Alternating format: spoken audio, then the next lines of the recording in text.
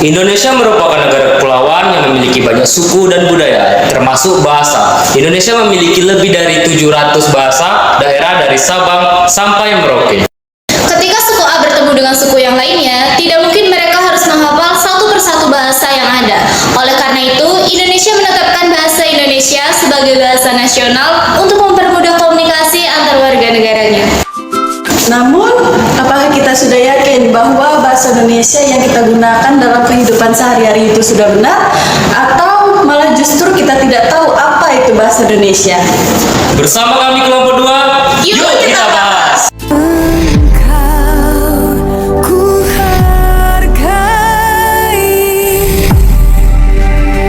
Bahasa Indonesia sebagai bahasa resmi dan nasional menjembatani komunikasi antar warga negara dalam interaksi sehari-hari. Bahasa ini menjadi alat penting untuk berbagi ide, budaya, dan informasi dari pedesaan hingga perkotaan. Bahasa ini mencerminkan keragaman etnis di Indonesia. Selain itu, bahasa Indonesia juga digunakan dalam konteks resmi, seperti pemerintahan dan pendidikan, menjadikannya jantung persatuan bangsa yang makmur dan dinamis. Bahasa Indonesia merupakan bahasa yang kaya akan sejarah dan budaya.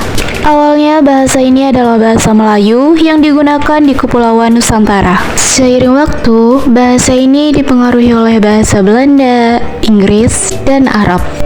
Proklamasi kemerdekaan pada tahun 1945 menandai pengakuan resmi bahasa Indonesia sebagai bahasa negara. Kini, ia menjadi simbol kebanggaan dan kesatuan bangsa, digunakan dalam pendidikan, media, dan komunikasi sehari-hari. Bahasa baku adalah bentuk resmi yang digunakan dalam situasi formal, seperti di media, pendidikan, dan dokumen resmi. Sebaliknya, bahasa tidak baku sering muncul dalam percakapan sehari-hari, mencerminkan dialek, slang, dan keakraban. Menggunakan bahasa baku menciptakan kesan profesional, sedangkan bahasa tidak baku menambah kehangatan dan kedekatan. Memahami keduanya penting untuk berkomunikasi secara efektif dan mencapai tujuan komunikasi yang diinginkan. Ciri-ciri kata baku. 1. Kepatuhan pada kaidah. Kata baku mematuhi aturan ejaan, tata bahasa, dan penggunaan yang telah ditetapkan. 2. Tidak berubah. Kata baku tidak berubah bentuk atau makna dalam konteks tertentu, sehingga memberikan konsistensi. 3. Diterima secara umum.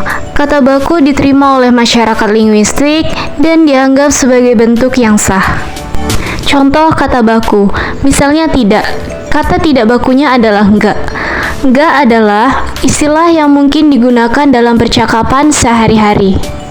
Pentingnya kata baku. 1. Komunikasi yang efektif. Penggunaan kata baku membantu menghindari kesalahpahaman.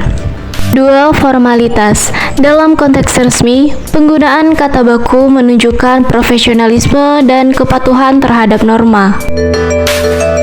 3. Pendidikan. Penggunaan kata baku dalam pendidikan membantu siswa memahami bahasa dengan baik. Pengetahuan tentang kata dalam bahasa Indonesia. Pengertian kata.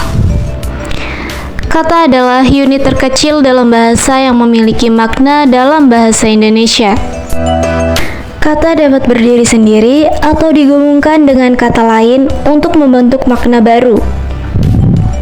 Kata merupakan elemen dasar dalam pembentukan kalimat. Jenis-jenis kata. 1. Kata benda. Merujuk pada nama orang, tempat, benda, atau konsep. Contohnya, buku, Jakarta, cinta. 2. Kata kerja. Menyatakan tindakan atau aktivitas. Contohnya, membaca, berlari, dan menulis. 3. Kata sifat. Menunjukkan sifat atau keadaan. Contohnya, indah, cepat, pintar. 4. Kata keterangan. Memberikan informasi tambahan mengenai kata kerja, kata sifat, atau kata keterangan lain. Contohnya, cepat, di rumah, sangat. 5. Kata ganti. Menggantikan kata benda. Contohnya, saya, kamu, dia. 6. Kata depan. Menunjukkan hubungan antara kata benda dan kata lain dalam kalimat. Contohnya, di, ke, dari. 7. Kata hubung, menghubungkan kata atau kalimat. Contoh, dan, tetapi, atau. Bahasa Indonesia kaya akan variasi kata sinonim atau kata lain yang memiliki makna serupa. Dapat memperkaya kosakata dan komunikasi.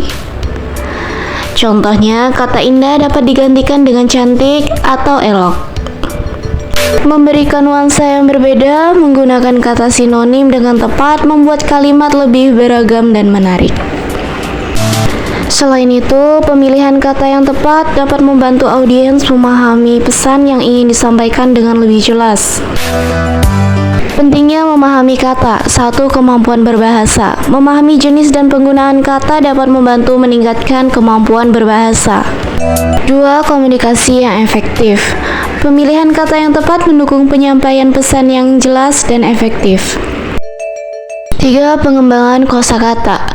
Memperluas pengetahuan tentang kata-kata baru dapat meningkatkan kemampuan berkomunikasi dan menulis. Berikut adalah beberapa fungsi penting bahasa Indonesia. 1. Alat komunikasi.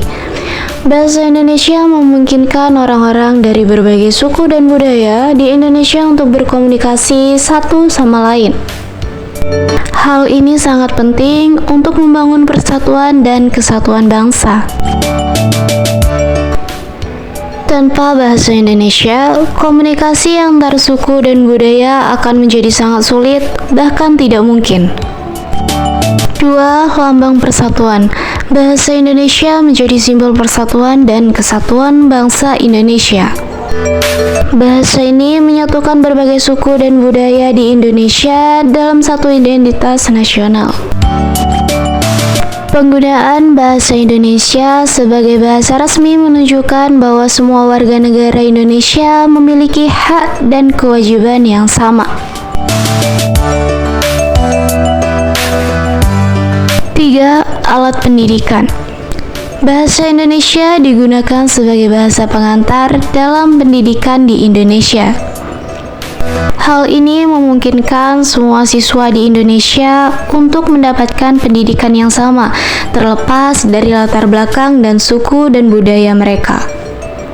Bahasa Indonesia juga menjadi alat untuk mengembangkan kemampuan berpikir kritis, kreatif, dan komunikatif.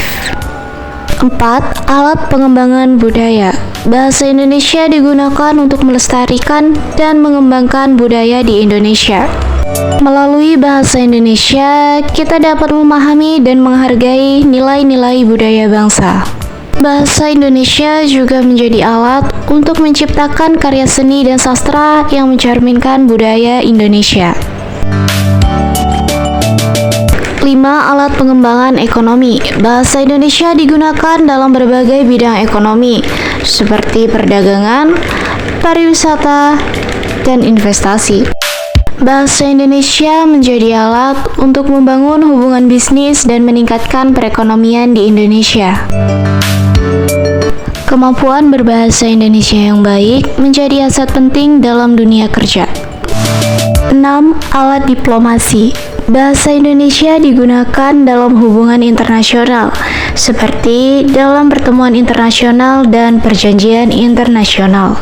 Bahasa Indonesia menjadi alat untuk memperkenalkan Indonesia kepada dunia internasional. Kemampuan berbahasa Indonesia yang baik menjadi alat penting dalam dunia diplomasi.